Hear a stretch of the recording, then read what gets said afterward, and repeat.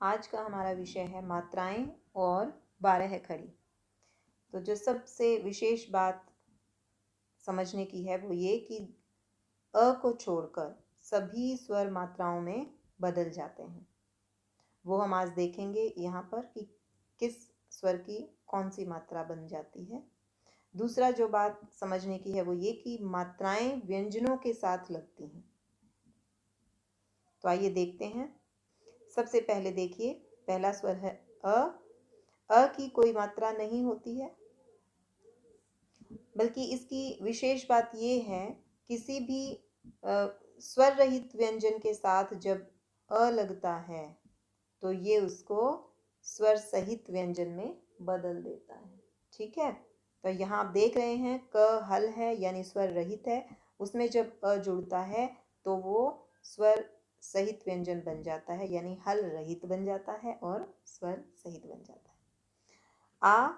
आ की मात्रा ऐसे लगेगी, यानी जो आप वर्ण लिखेंगे, व्यंजन वर्ण लिखेंगे, उसके बाद लगेगा ये मात्रा। अब देखते हैं इसका उदाहरण। स्वर रहित क में जब हमने आ को जोड़ा तो पहला चेंज क्या होगा, जो हल है ये हट जाएगा, क्योंकि स्वर के जुड़ते ही कोई भी स्वर जुड़े वो हल खत्म हो जाता है। तो स्वर रहित क में जब आ को जोड़ेंगे तो इस क व्यंजन के बाद में ये डंडा लगेगा ऐसे, तो इसको ये बनेगा का। ई की जो मात्रा है ये देखिए आप कैसे लगती है, और पहले आप मात्रा लगाएंगे उसके बाद वो व्यंजन लिखा जाता है। उदाहरण देखिए, स्वर रहित क में जब ई को जोड़ा तो बना की, तो पहले मात्रा है फिर व्यंजन है। उसके बाद है ई, इसमें पहले आप व्यंजन लिखेंगे, उसके ऊपर से मात्रा शुरू करके बाद तक ले जाएंगे। उदाहरण आप देख सकते हैं कि ऊ की मात्रा वर्ण के नीचे लगती है। उदाहरण देखिए, कु, ऊ, इसकी मात्रा भी वर्ण के नीचे लगती है, तो जब स्वर रहित क में ऊ को जोड़ा तो बना कू। री की मात्रा भी वर्ण के नीचे लगती है, तो जब क में हमने री को जोड़ा तो बना क्री। अब ध्यान से देखेंगे, ए की मात्रा वर्ण के ऊपर लगती है, तो जब हमने क में ए को जोड़ा तो बना के। आई की मात्रा भी वर्ण के ऊपर लगती है, ये दो इस तरीके से निशान लगेंगे, तो क में आई को जोड़ते ही बनेगा कई। ओ की मात्रा देखिए, पहले व्यंजन, व्यंजन के बाद लगती है ओ की मात्रा, क में ओ को जोड़ेंगे तो बनेगा को। औ, ये भी वर्ण के बाद लगता है, क में औ को जोड़ेंगे तो पहले व्यंजन लिखा, उसके बाद औ की मात्रा लगी कौ। अंग में आप उस वर्ण के ऊपर बिंदी लगती है, जैसे क में अंग को जोड़ेंगे तो क के ऊपर ये बिंदी लग गई है, इसको अनुस्वार भी बोलते हैं, इसको साउंड होगी कंग। नाक में बोलेंगे ये दो बिंदु हैं, ये वर्ण के बाद लगते हैं, उसके पीछे लगते हैं, और इनको विसर्ग बोलते हैं। क में को जब जोड़ेंगे तो बनेगा कह। तो इस तरीके से आपने देखा कि व्यंजन में जब स्वर जुड़ता है तो वो उस व्यंजन से हल हट जाएगा और वो मात्रा में, स्वर जो है वो मात्रा में बदल जाएगा।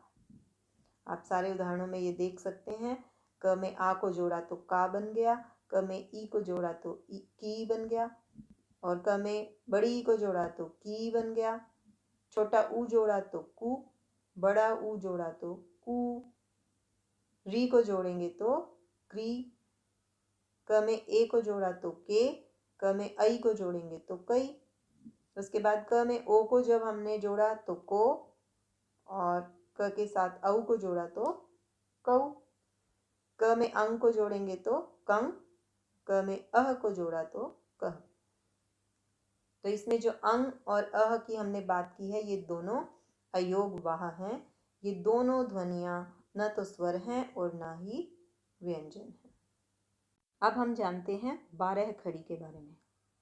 तो 12 खड़ी और कुछ नहीं है, उसमें किसी भी व्यंजन में जब सभी स्वरों को जोड़ते हुए जो जितनी मात्राएं लगती हैं और नया एक अक्षर बन जाता है, उसको हमने 12 खड़ी कहा है। अब क व्यंजन है, उसमें हमने सारे स्वरों की मात्राओं को लगा दिया है और नए जो अक्षर बन गए हैं उनको एक साथ लिख दिया है, और ये 12 हैं, ये कुल 12 हैं। कै में जितनी मैंने मात्राएं लगाई हैं, तो इसको हम 12 खड़ी बोलते हैं। इसलिए अब प्रैक्टिस करते हैं।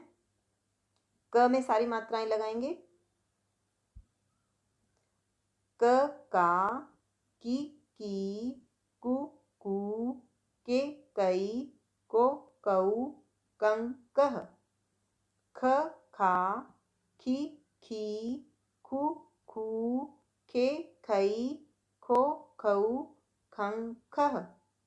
ग, गा, गी, गू, गे, गई, गो, गऊ, गं, गह। च, चा, ची, चू, चे, चई, चो, चऊ, चं, चह। प, पा, पी, पू, पे, पई, पो, पऊ, पम, पह। तो इस तरीके से हमने 12 खड़ी कुछ व्यंजनों में हमने ये सभी मात्राएं लगाई और उसका उच्चारण किया। ऐसे ही आप सभी व्यंजनों में ये मात्राएं लगाकर उच्चारण का अभ्यास कीजिए।